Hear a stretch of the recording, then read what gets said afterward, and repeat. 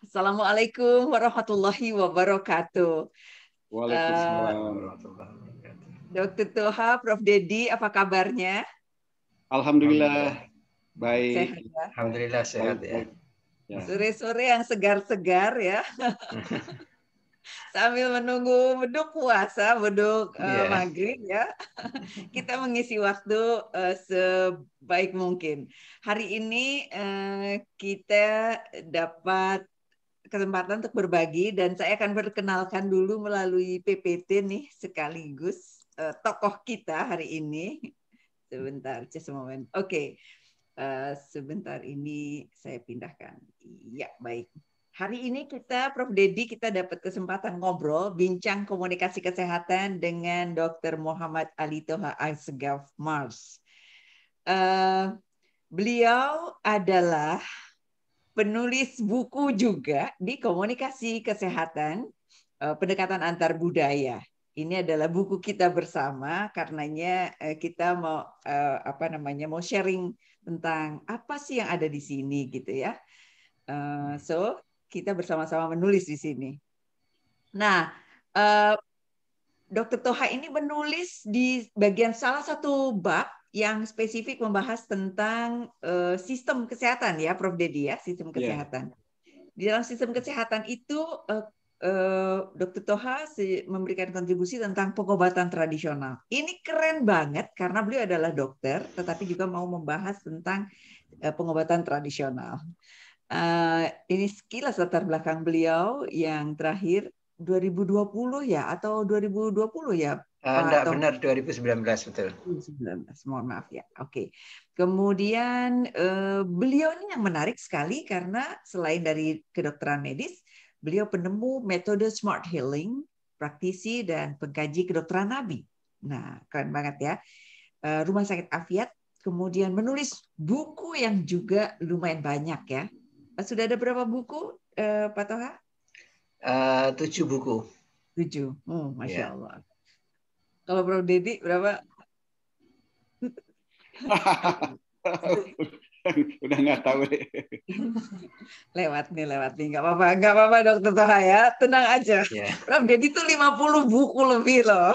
Iya, percaya saya lah. Ya.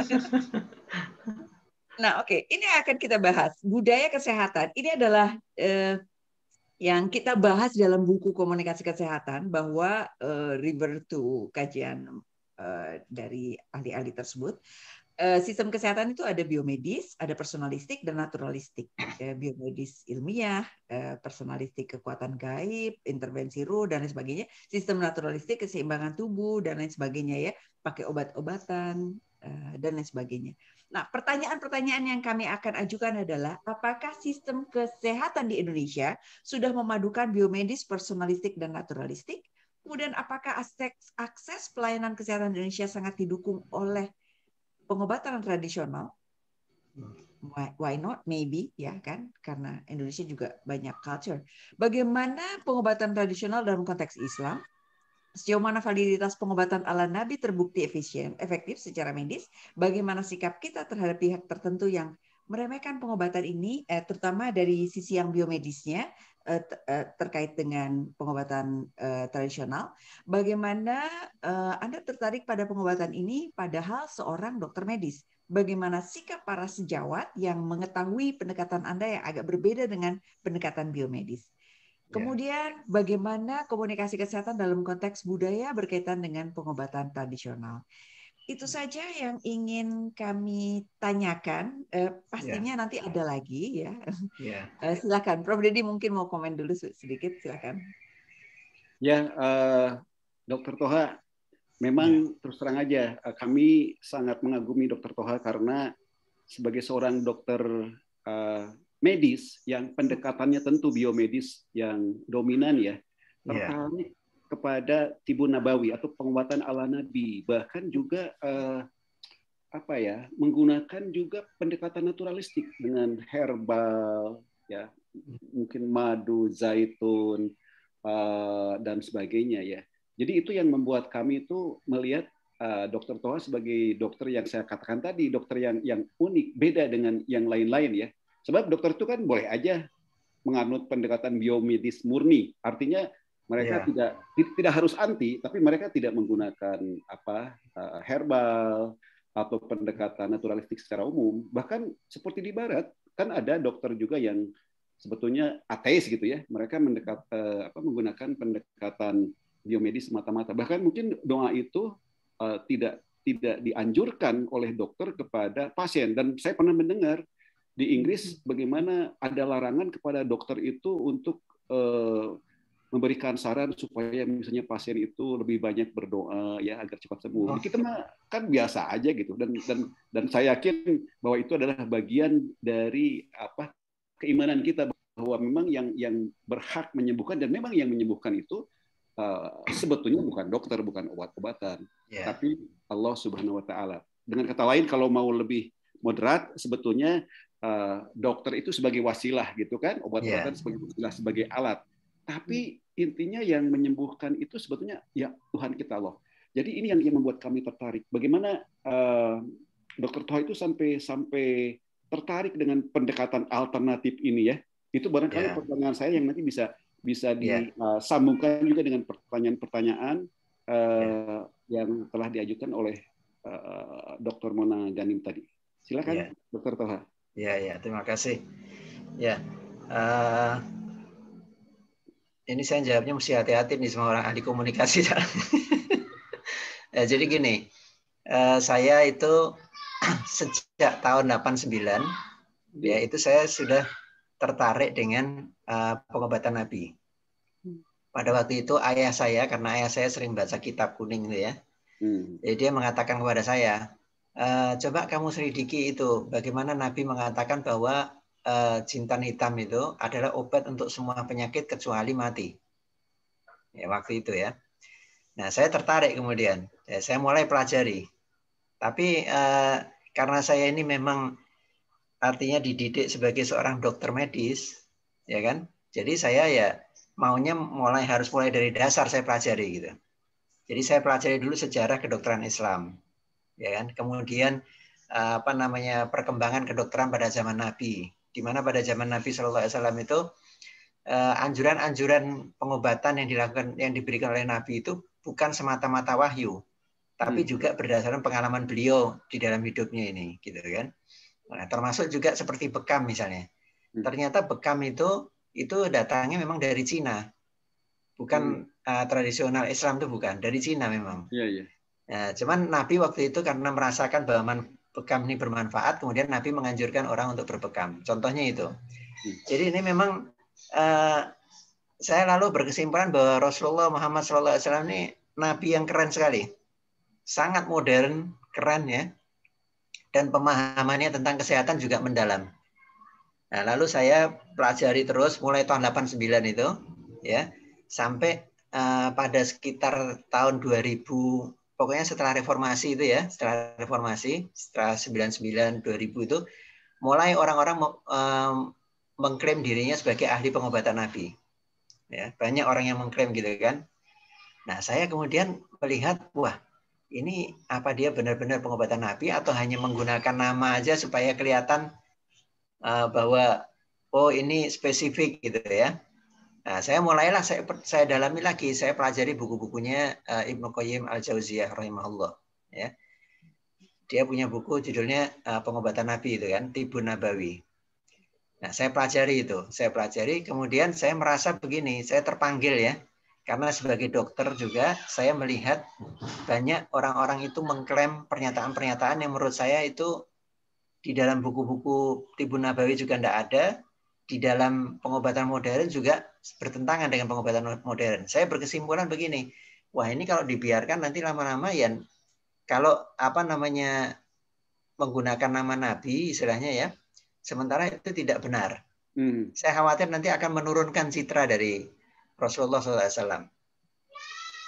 Karena kita ini dari kecil dibiasakan mencintai Nabi ya, sehingga kita merasa kalau ada sesuatu yang kira-kira nanti akan menurunkan martabat beliau atau apa, meskipun tidak akan berhasil, tapi di masyarakat itu kan nanti orang bisa menganggap bahwa oh Nabi Muhammad mengatakan ini tidak benar, ini ternyata buktinya apa? Saya bisa buktikan bahwa ini tidak benar gitu. Nah ya kan, jadi saya akhirnya wah kalau gitu saya harus terjun total ini. Maka mulai tahun 2003 itu saya meninggalkan pengobatan konvensional 100%. Artinya saya tidak menggunakan obat-obat kimia lagi. Sejak 2003 dan sampai sekarang juga saya tidak pernah memberikan resep obat kimia. Jadi saya selalu kalau ada pasien sakit, saya berikan obat tradisional. Kalau pasien itu tidak berhasil saya atasi, saya akan rujuk kepada dokter yang praktek dengan pengobatan konvensional. Itu yang saya lakukan itu. Kemudian saya membuka klinik, saya menulis buku. Tujuan saya menulis buku supaya saya belajar terus. Kemudian saya buka klinik dan klinik itu hanya pengobatan dengan menggunakan tradisional saja, meskipun bukan semata-mata dari Rasulullah SAW, tapi tradisional karena saya juga belajar akupuntur. Saya belajar juga Reiki, ya. Kemudian saya belajar hipnoterapi, terus Tibu Nabawi tentu bekam dan sebagainya, refleksi saya pelajari juga. Jadi semua saya pelajari itu tujuannya supaya saya jadi nanti kalau berhadapan dengan orang-orang ini saya bisa menjawab juga gitu kan kalau ada. Luar biasa. Ya, jadi saya itu dengan bekal-bekal itu semua, maka saya belajar herbal asli Indonesia kan, bukan hanya dari Tibu Nabawi gitu.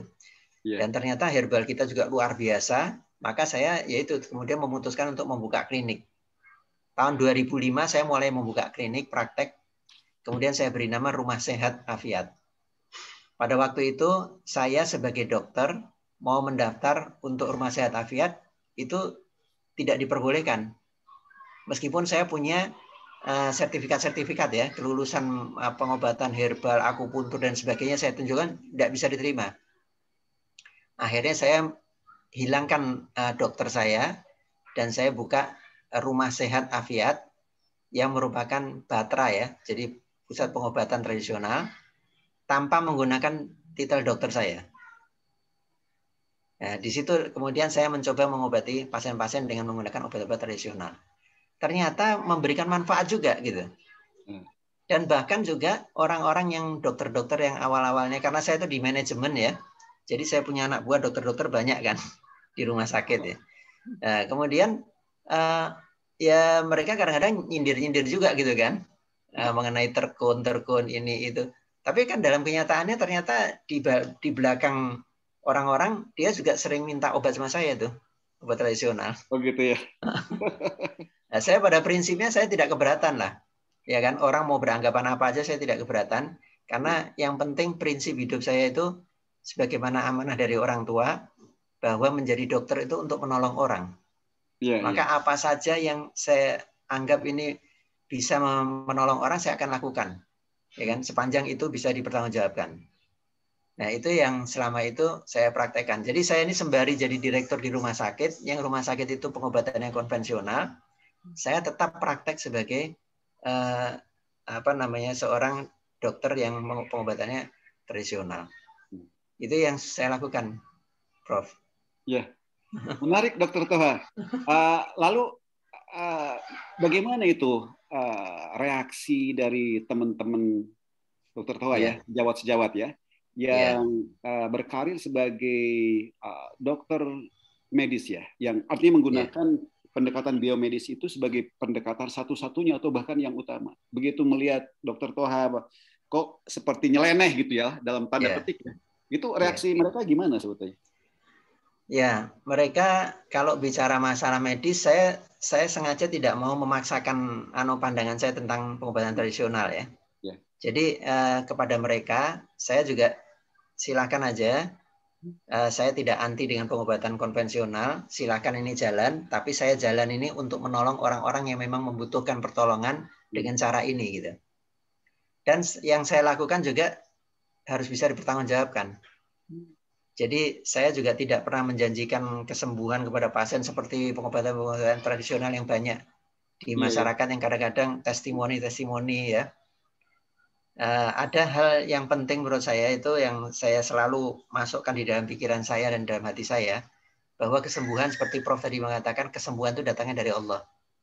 Oleh karena itu, begitu banyak pasien-pasien yang bisa ditangani, bisa sembuh, saya tidak pernah melakukan testimoni. Saya tidak pernah meminta orang untuk membuat pernyataan bahwa dia bisa saya sembuhkan. Enggak. Saya selalu mengatakan pasien-pasien tuh kadang-kadang dia memaksa kepada saya. Iya. Saya katakan kepada pasien, saya bilang saya punya keyakinan bahwa kesembuhan datangnya dari Allah. Oleh karena itu jangan sekali-kali mengatakan bahwa Anda sembuh karena saya obati. Tidak, itu sembuhnya dari Allah. Adapun saya ini memenuhi syariatnya saja. Itu yang saya lakukan tuh, Prof. Iya. Jadi akhirnya ya teman-teman tidak terlalu kontra sama saya lah. Dan saya tidak pernah juga memaksakan alternatif itu kepada teman-teman. Yang kebetulan saya juga jadi pimpinan di rumah sakit. Saya tidak memaksakan di rumah sakit itu ada pengobatan tradisional, meskipun saya pernah menawarkan juga. Tapi ketika ada penolakan terhadap klinik tradisional itu, ya sudah, enggak apa-apa, enggak usah aja. Gitu. Iya. Tapi kadang-kadang kan ada juga orang yang mungkin meragukan ya. Saya tidak menggunakan kata meremehkan, meragukan efikasinya, kemujarabannya, efektivitasnya pengobatan ini. Bahkan ada yang mengatakan misalnya untuk akupunktur atau bekam ya, atau jamah itu ya. Belum terbukti secara medis atau secara laboratorium. Meskipun kadang-kadang saya berpikir pernyataan itu juga boleh jadi bersifat politis ekonomis lah gitu ya, mungkin bisa ditafsirkan sendiri. Iya, Prof. Tapi bagaimana reaksi kita nih untuk menjawab pernyataan seperti tadi gitu ya? Iya. Jadi kalau saya punya prinsip ya, karena pengalaman saya sekian tahun saya berpraktek mulai tahun 2005 sampai tahun 2017. Saya praktek dan setiap pasien yang datang itu saya bikinkan medical record, saya catat semua. Kemudian perkembangannya saya catat di situ juga, dan apa saja yang saya berikan termasuk nasihat saya sebagainya saya tulis di situ di dalam medical record itu. Jadi saya merasa itulah pertanggungjawaban saya kepada pasien dan apabila ada orang yang menanyakan tentang ini. Dan saya terus terang aja saya menyaksikan sendiri bahwa pasien-pasien itu sembuh gitu. Jadi kalau ada orang menanyakan pada saya, itu tidak evidence based katanya. Ya saya bilang, ini kan evidence based itu kan artinya evidence based medicine ini kan pengobatan berdasarkan bukti kan. Saya katakan bahwa buktinya pasiennya sembuh. Bagi saya begitu aja, ya kan? Itu bukti paling nyata sebetulnya. Paling nyata, iya. Dan itu berkali-kali kan, artinya kan biasanya kalau di dalam ilmiah kan masalah keajegan itu kan menjadi masalah yang sering dipertanyakan itu kan. Nah ini kalau misalnya orang sakit, mohon maaf ini, orang sakit mah, saya kasih obat mah dengan herbal, sembuh. Datang lagi orang sakit mah lagi, saya kasih lagi obat itu sembuh juga. Berkali-kali ya berarti itu memang obat itu memang bagus untuk mah. Iya. Cuman memang hambatannya luar biasa memang. Dokter Toha, saya mau tanya nih yang tadi pertanyaannya, apakah gimana nih di Indonesia ini sistem kesehatan itu apakah memadukan biomedis, personalistik, naturalistik, terutama ini ya support dari pemerintah gitu, gimana? Ya, jadi begini, kalau saya lihat sekarang ini pengobatan tradisional kan mulai diakomodir di rumah sakit kan. Tapi kan sampai hari ini masih dimasukkan dalam posisi komplementer. Jadi hanya pelengkap aja. Dan menurut saya kemajuannya masih sangat lambat. Makanya saya di dalam perhimpunan profesi kesehatan tradisional dan komplementer Indonesia, kebetulan saya pengurus di situ juga. Nah itu saya sering mengatakan kalau mau pengobatan tradisional ini betul-betul memegang peran yang bagus, letakkan dia di mainstreamnya. Jadi bisa menangani pasien dari A sampai Z. Bukan hanya sebagai komplementer untuk pasien-pasien yang terminal, misalnya terminal stage, diberikan obat tradisional hanya untuk menunggu, mohon maaf ini ya, quote and quote menunggu kematian gitulah. Ya kan? Nah, kalau memang kita pemerintah serius dalam masalah ini, penggunaan pengobatan tradisional ini, maka itu harus diletakkan di mainstream. Jadi orang bisa masuk ke rumah sakit itu dia bisa memilih, saya mau pengobatan tradisional aja atau saya mau pengobatan konvensional gitu. Sampai saat ini belum dilakukan itu. Kalau di luar negeri, apakah perpaduan itu memungkinkan? Itu sudah dikerjakan kalau di Cina yang paling banyak ya. di Cina. Dan saya dengar di Amerika pun juga ada begitu. Rumah sakit yang menawarkan 2 alternatif. Mau pilih pengobatan konvensional atau tradisional, boleh pilih pasiennya. Oke, terus terkait dengan research ilmiah, apakah cukup mendukung terkait dengan yang naturalistik personalistik? Ya, jadi gini, ini hal ini termasuk hal yang sering anukan ke saya ya, digunakan untuk memojokkan saya seringkali ini. Ya, jadi begini, sekarang kan kalau kita namanya kan pengobatan tradisional ya. Pengobatan tradisional itu kan turun temurun, jadi merupakan tradisi gitu, ya kan? Nah, kalau itu mau dinilai dengan menggunakan protokol Barat, ya tentu tidak cocok. Kalau kita mau menilai itu ya pakai kacamata tradisional. Bagaimana masyarakat? Kalau misalnya satu obat yang sudah diterima luas oleh masyarakat, ya berarti obat itu memang manfaatnya seperti itu. Itu kalau tradisional begitu. Dan juga tabib-tabib ya, orang-orang yang praktisi-praktisi termasuk saya juga. Misalnya contohnya sekarang gini, saya menggunakan pegagan ya dalam bentuk teh itu untuk pasien yang daya ingatnya menurun. Jadi pada lansia dan sebagainya saya kasih teh pegagan. Ternyata meningkat dia ya, daya ingatnya.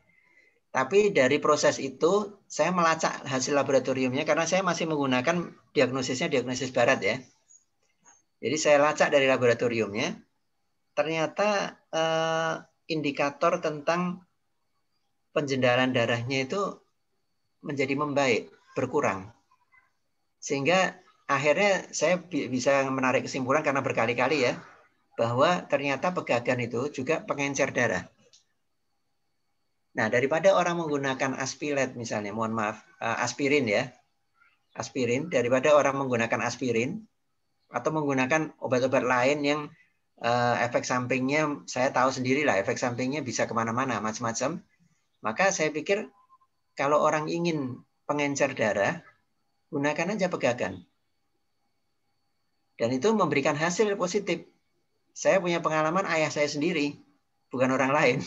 Ya, saya tidak akan sembrono memberikan obat pada ayah saya. Saya menyetop obat pengencer darah ayah saya dan saya ganti dengan pegagan dan ternyata indikatornya membaik. Jadi sejak itu dia hanya minum teh pegagan aja untuk mengatasi penjendalan darahnya itu. Dan itu hasilnya bagus. Kenapa saya katakan bagus? Bukan saya mengatakan, dokter yang merawat yang mengatakan. Ya. Luar biasa. Itu salah satu contoh, banyak sekali contoh-contoh itu. Saya pernah punya pasien kanker, ya, itu dia kanker buli-buli, ya, jadi kandung kemih. Dokter memutuskan kandung kemihnya harus diangkat. Berarti dia harus kencingnya itu lewat perut dan diberikan wadah, plastik, kantong plastik. Sementara beliau ini adalah seorang imam masjid, ya. Nah, dia bingung, bagaimana saya imam masjid mau bawa kencing di dalam kantong plastik gitu kan? Karena produksi urin itu kan berbeda ya, dia turun keluar terus kan kalau urin itu. Keluar terus 1 cc gitu bertambah makin banyak gitu kan. Jadi dia akhirnya mau mencari pengobatan tradisional. Kebetulan beliau itu orang Padang ya, di Padang sana tinggalnya. Kemudian temannya menganjurkan coba konsultasi dengan dokter Ali di Jakarta gitu. Datang dia ke Jakarta, konsultasi dengan saya. Nah, kemudian saya berikan obat-obat ramuan herbal. Ya kan? Nah, dia tanya sama saya, "Berapa lama nih, Pak, saya perlu pengobatan?" Saya bilang kira-kira ya 3 bulan lah.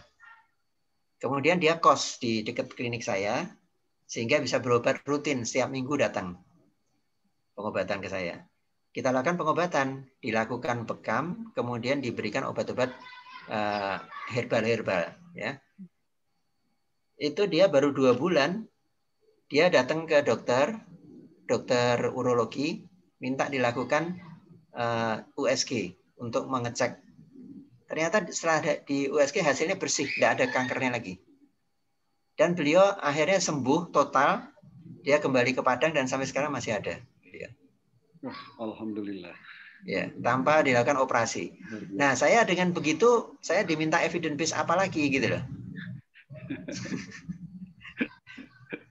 Makanya seringkali orang mengatakan mana evidence base-nya ini tidak ilmiah dan sebagainya. Nyatanya tapi masyarakat menggunakan dan ternyata ada hasilnya.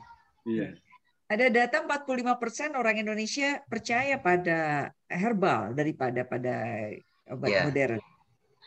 Jadi makanya saya katakan kalau itu tidak ditangani, tidak diwadahi ya, saya khawatir malah nanti ada orang-orang yang memanfaatkan itu dengan melakukan penipuan-penipuan. Dan itu sekarang terjadi terus di mana-mana. Penipuan mengenai obat tradisional itu. Jadi masalahnya sebetulnya kemauan politik dari pemerintah ya. Menurut saya begitu. Ya. Ya, ini memang sebuah proses yang tampaknya akan memerlukan waktu. Tapi menurut saya ini harus mulai dipikirkan oleh pemerintah. Saya lihat memang di Rumah Sakit Hasan Sadikin sendiri itu sudah ada pengobatan akupunktur ya. Tapi seperti kata Dr. Toha tadi, baru sebagai pelengkap gitu. Komplementer ya. Ya, padahal kalau di luar dari pendekatan medis kan sebenarnya sudah banyak ya. Klinik-klinik akupunktur, klinik-klinik itu sudah banyak. Jadi banyak sekali, ya.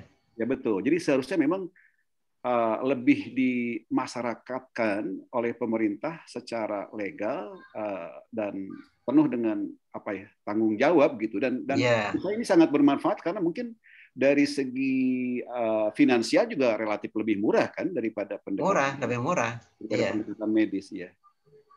Cuman sekarang ini akhirnya kan saya melihat ya ada kecenderungan pengobat-pengobat tradisional tertentu ya, tidak semuanya, sebagian besar bagus sih.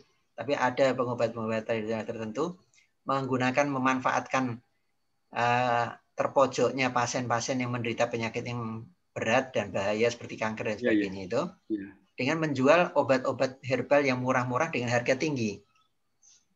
Jadi bahan-bahannya murah, tapi dia jual dengan harga tinggi bahwa ini bisa menyembuhkan kanker dan sebagainya. Dan pasien-pasien itu membeli itu. Nah ini kalau misalnya mereka merasa lebih enak gitu kan, di badan lebih enak dan sebagainya gitu. Tapi saya selalu mengatakan bahwa itu bukan obat kanker. Itu obat hanya untuk meningkatkan kebugaran dan sebagainya, saya bilang gitu. Karena ternyata ya pada akhirnya ketika pasien itu meninggal ya dia mengatakan ya ini sudah takdir. Begitu. Jadi ada yang memang betul-betul bagus ya, pengobat tradisional yang jujur gitu kan. Cukup banyak juga ya begitu saya kenal. Tapi akhirnya ada orang-orang yang memang mau menipu, mau mengambil keuntungan finansial gitu. Sampai ada seorang pengobat tradisional itu yang konsultasinya aja sama dia itu sudah bayarnya 2 juta. Waduh. 4 juta awalnya, ada yang segitu. Iya, makanya. Jadi dimanfaatkan. Makanya seperti yang pasien saya dari Padang itu, ketika dia telepon dia tanya, ini mohon maaf saya mau tanya Dokter Ali ini biaya konsultasinya berapa? Nah, asisten saya yang di situ mengatakan, oh itu konsultasi 50.000. Hah? 50.000? Iya, karena dia mau konsultasi kepada seorang ahli pengobatan tradisional juga di Jakarta juga. Itu katanya biaya konsultasinya kalau mau ketemu sama ustadznya ini, itu bayarnya 2 juta. Waduh. Baru konsultasi aja itu. Padahal ustadz ya. Ustadz. Jadi memang pemerintah harus melakukan upaya supaya ini masyarakat bisa menggunakan obat tradisional secara proporsional. Oke, sekarang saya mau tanya tentang kalau dokter atau tenaga kesehatan punya aturan tentang bagaimana mengkomunikasikan dirinya atau mempromosikan dirinya lah misalnya begitu. Kalau tenaga tradisional itu cenderungnya lebih leluasa ya, tidak ada batasan-batasan yang ketat begitu ya. Bagaimana itu sehingga sampai janji-janji yang begitu agresif begitu ya. Implikasinya untuk masyarakat kan juga cukup merugikan kalau memang tidak terbukti begitu. Gimana pandangan Dokter Toha? Saya sependapat sekali bahwa hal seperti itu harus dilarang. Ya kan harus dilarang itu karena banyak yang tidak benar juga yang memberikan janji-janji. Bahkan ada saya lihat-lihat juga, saya selalu ngikuti juga Tapi saya tidak berani banyak komentar, nanti dikira kita iri ya. Karena ini kan memang kalangan yang pengobatan tradisional ini kan kebanyakan, mohon maaf ini, pendidikannya tidak begitu tinggi gitu ya.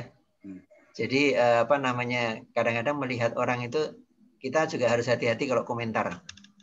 Karena saya pernah mengalami itu, dikira iri gitu kan. Jadi menjanjikan secara berlebihan, secara tidak masuk akal misalnya, atau bahkan membuat ramuan-ramuan tradisional tanpa didasari pemahaman tentang herbal. Jadi misalnya yang banyak beredar di masyarakat, misalnya untuk COVID misalnya, oh jahe ditambah kencur, ditambah daun ini, ditambah daun itu, ditambah ini itu. Saya ngelihatnya, ini dia dapat resep dari mana orang ini gitu loh. Karena menurut saya itu ada yang kontra-kontra juga obat apa di antara herbal-herbal itu. Tapi kita kan tidak berani komentar. Kalau kita komentar nanti dikiranya oh ini iri atau gimana gitu. Jadi memang ya harusnya ada otoritas yang mengawasi ini, ya kan? Tapi sembari mengembangkan juga, karena ini suatu keniscayaan ya. Pengobatan tradisionalnya adalah kebutuhan di masyarakat, itu semua orang juga sudah paham itu saya rasa. Ya. Jadi jangan dimusuhi tapi jangan juga dilepas sama sekali gitu. Dokter Toha, memang kalau yang kami pelajari ya dari perspektif ilmu sosial, ternyata memang yang namanya penyakit itu sangat kompleks gitu ya. Dan kita harus membedakan antara penyakit, disease, dengan keadaan sakit atau illness. Nah, yang jauh lebih kompleks ini sebetulnya illness, karena itu tidak semata-mata bersifat fisik gitu ya, tapi juga bersifat psikologis, kultural, dan lain sebagainya. Jadi ada penyakit atau keadaan sakit yang mungkin ada dalam satu budaya, tapi tidak ada dalam budaya yang lain. Seperti misalnya sering saya memberikan contoh itu masuk angin lah begitu ya, kan secara medis itu seperti apa.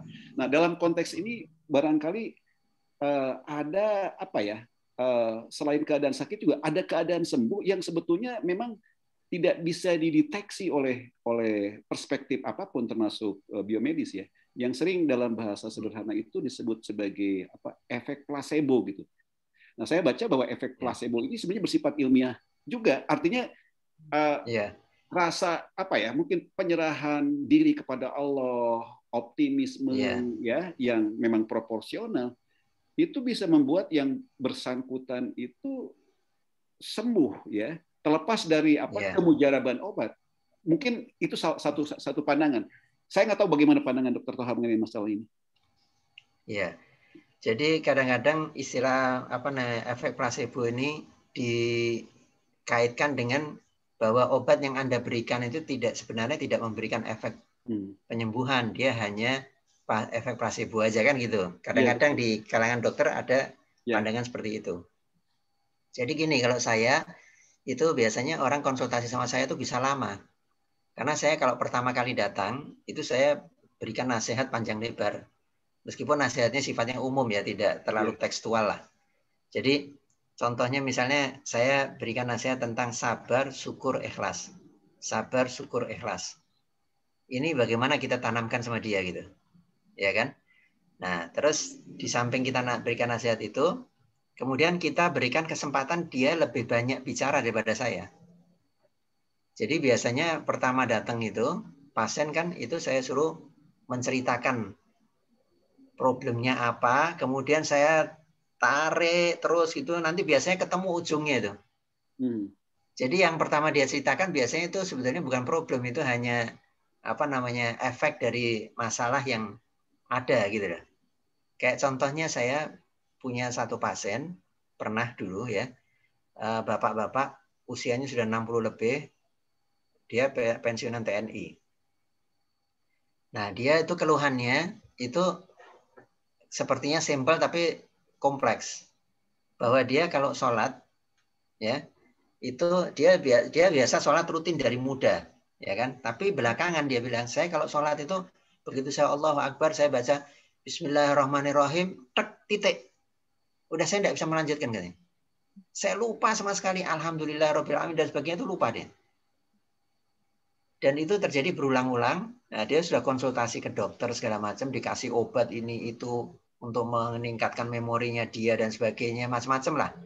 Tapi ternyata tidak ada efeknya gitu. Nah itu saya tanya, Bapak bisa tidak ceritakan sama saya bagaimana pengalaman kerja dulu ini itu. Kemudian dia menceritakan itu, menceritakan sampai satu titik itu, saya tahu dia ada masalah gitu pada waktu dia bekerja aktif di TNI itu, ya kan?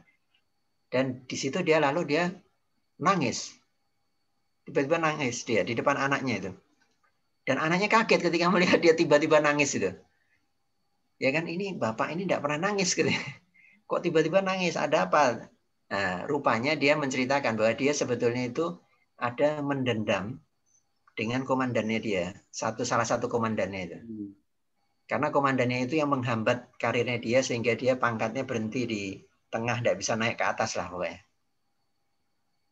Nah itu, jadi saya begitu dia cerita itu, terus dia nangis itu, saya lihat ini titiknya kelihatannya. Jadi apa upaya yang dilakukan? Di samping tentu dikasih obat, karena pasien katanya kalau datang pulang tidak bawa obat katanya tidak diobati gitu. Jadi ya kita tetap kasih obat sedikit aja kan. Nah, jadi tapi sebagai apa? Efek placebo itu barangkali ya. Nah, itu jadi akhirnya itunya efek placebo-nya itu kan. Nah, kemudian saya minta dia untuk belajar memaafkan komandannya itu. Tentunya dengan berbagai nasihat panjang lebar gitu ya, supaya dia memaafkan itu. Nah, setelah dia pulang dari saya minta seminggu dia datang lagi. Seminggu dia datang. Dia cerita bahwa setelah saya pulang, saya mencoba apa yang disarankan oleh dokter itu, dan ternyata habis itu saya sholat, saya bisa baca Al-Fatihah. Dan saya sholat seperti biasa, kembali lagi seperti biasa. Alhamdulillah. Nah, jadi hal-hal begini ini yang kadang-kadang kalau di klinik, mohon maaf ini, dengan pengobatan yang medik yang ada ini, itu tidak ketangkep lah. Nah, jadi itulah pengalaman praktek saya waktu itu. Ya. Jadi kalau boleh saya tambahkan, ini ada satu cerita yang mirip menarik. Salah seorang kerabat saya dokter spesialis ya, tapi tidak menggunakan pendekatan herbal atau semacam itu. Cuma memang keyakinan kepada Allah bahwa Allah yang menyembuhkan itu kuat. Ya. Sehingga ketika berhadapan dengan seorang pasien yang mengeluh sakit, tapi tidak ditemukan bukti gitu bahwa dia itu sakit lewat berbagai macam cara, laboratorium, di ronsen dan lain sebagainya. Kerabat saya ini kemudian bertanya, mungkin ibu bisa menceritakan suatu rahasia yang selama ini ibu pendam yang tidak pernah diceritakan kepada saya. Bisa nggak tolong ibu ceritakan? Mungkin ada sesuatu yang ibu pendam gitu ya. Akhirnya dia pun sama menangis dan dia cerita, dok, saya ini seorang pedagang emas. Ini setiap saya menjual emas, itu saya suka kurangi beratnya. Gitu. Itu Bu yang membuat ibu itu sakit gitu. Luar biasa itu. Ya, dia seorang dokter radiologi dan termasuk kerabat saya, dan waktu saya mendengarkan itu saya sungguh takjub gitu ya. Waktu itu sebenarnya semacam ngobrol wawancara untuk menulis sebuah artikel jurnal yang alhamdulillah sudah dimuat di sebuah jurnal internasional yang berindeks Scopus. Alhamdulillah berdasarkan wawancara dengan 28 dokter termasuk beliau itu. Mbak Mona gimana nih? Ini menarik sekali sebetulnya. Kalau dibatasi waktu kita akan terus nih. Iya. Saya ingin segera sudahi, tapi boleh nggak satu lagi, Prof. Dedi, sebentar lagi ya, sama Dr. Toha. Jadi Dr. Toha itu kalau tadi yang biomedis itu kan berarti ada logika berpikir, ada yang tersumbat gitu di dalam organ tubuh itu kayak plumbing kan gitu. Nah, kalau personalistik itu agak ada kekuatan zikir, doa, dan naturalistik itu pakai keseimbangan tubuh dan sebagainya. Apakah benar jika saya simpulkan bahwa Dr. Toha itu menggunakan personalistik sama naturalistik. Tapi Yeah. juga mungkin biomedis mungkin ya, mungkin bisa ditambahkan Yeah. sekaligus. Yeah. Tapi saya lihat di situ ada misalnya ada kekuatan percaya pada Tuhan, kekuatan doa Yeah. dan lain sebagainya, sama ada ramuan-ramuan. Yeah. Apakah dimasukkan juga biomedis? Jadi tiga-tiganya gimana? Ya. Jadi kalau saya menegakkan diagnosis dengan menggunakan metode barat. Oke. Ya kan? Oke. Jadi diagnosa yang saya berikan kepada pasien itu bukan diagnosa yang aneh-aneh, tapi diagnosa yang misalnya, oh ini ada appendicitis misalnya, gitu, menggunakan itu ya, barat ya. Kemudian dalam pengobatan pendekatannya approach-nya ada jin yang lewat gitu ya, bukan? Gitu. Jadi dari secara pengobatan terapinya memang termasuk diantaranya menggunakan itu. Karena saya juga belajar Reiki ya. Reiki itu kan terapi sentuh ya. Kemudian saya belajar juga hipnoterapi, ya kan, untuk mempengaruhi dia supaya dia mau mengikuti ini apa namanya saran-saran positif yang tentunya kita ambilkan juga, kita pelajari hadis-hadis ya, doa-doa itu kita pelajari semua. Ya, dan itu juga kita berikan kepada pasien itu. Saya juga belajar mengenai ruqyah. Saya punya ijazahnya ruqyah itu. Jadi artinya itu karena saya pikir hanya gini, bagaimana saya menolong orang itu aja. Ya.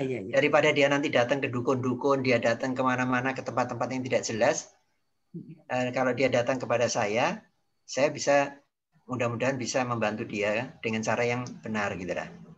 Itu yang prinsip utama saya seperti itu gitu. Nice. Makanya saya selalu mencegah jangan sampai saya komersial. Iya.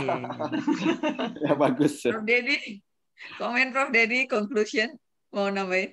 Ya, saya kira saya sangat mengagumi sekaligus juga mendukung cara pengobatan Dr. Toha, karena secara pribadi pun saya rasa saya termasuk orang yang punya pendapat seperti itu. Saya yakin bahwa doa itu sangat ilmiah gitu. Hanya kita tidak punya cara aja untuk membuktikannya secara biomedis ya. Karena pendekatan biomedis itu kan parsial juga ya. Hanya berdasarkan bukti-bukti empiris dengan mengandalkan panca indera gitu ya. Padahal sebetulnya yang namanya kehidupan, realitas itu tidak sesederhana itu gitu. Yeah. Tadi misalnya saya sampaikan orang bisa sakit karena dendam tadi kan. Yeah. Pengalaman Dr. Toha, saya juga punya pengalaman berdasarkan uraian dari dokter kerabat saya bahwa orang katakanlah licik menipu itu bisa menimbulkan sakit. Berarti hal yang sebaliknya, kalau kita berbuat baik kepada orang, menolong orang, terlepas dari pendekatan apapun termasuk biomedis, itu bisa menyembuhkan juga. Jadi badan kita itu bisa menyembuhkan diri sendiri. Hanya kita tidak punya cara untuk mendeteksinya. Dan saya punya keyakinan seperti itu. Dan itu yang disebut efek placebo dalam pengertian luas. Artinya efek placebo bukan hanya karena obat, tapi efek placebo dalam pengertian karena kita sabar, syukur, ikhlas, sebagai hamba Allah Subhanahu wa Ta'ala. Saya kira itu yang ingin saya sampaikan. Oke, terima kasih. Ini sekaligus tausiah Ramadan. Ini pas bulan Ramadan pas ya. Banget. Terima kasih sekali Dr. Toha, Prof. Dedi. Terima kasih ya. Kami banyak belajar dari Dr. Toha. Iya. Kapan-kapan kita ngobrol lagi ya. Terima kasih. Selamat sore. Wassalamualaikum warahmatullahi wabarakatuh.